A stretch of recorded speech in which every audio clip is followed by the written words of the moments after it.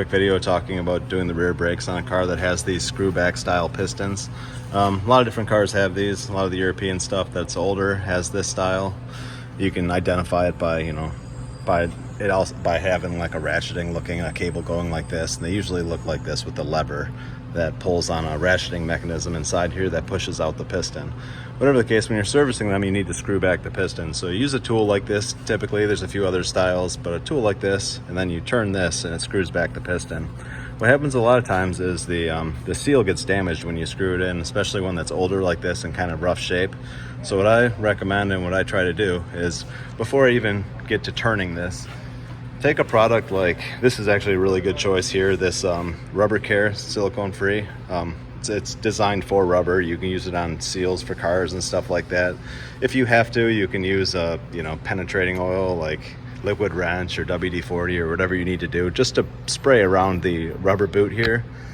If you don't do that, what tends to happen is when you screw this, with all the dirt and debris in this groove, rather than it just the piston spinning inside the boot, the whole boot will start to rotate and you can tear the boot. And then, even though you can get your brakes done very short after that, there'll be water ingress through the boot onto the piston and your caliper will fail. So it's a good idea to spray something on this before you turn it, and then as you turn it, you won't have that issue. Here, I'll show you what it looks like if you do it dry. This is what I'm doing. If you don't have any spray around, you can kind of watch it. You can see it happening. It's not like this is something that happens quickly. But as you start to turn, this one's already kind of spinning pretty nicely, but a lot of times it'll tend to grab the boot and spin the whole thing. This is how it should be. See how the rubber seal is not distorting and twisting all up? It's just the piston spinning back nicely. This is what you want. And if it's doing this, you don't have to spray anything on it, of course.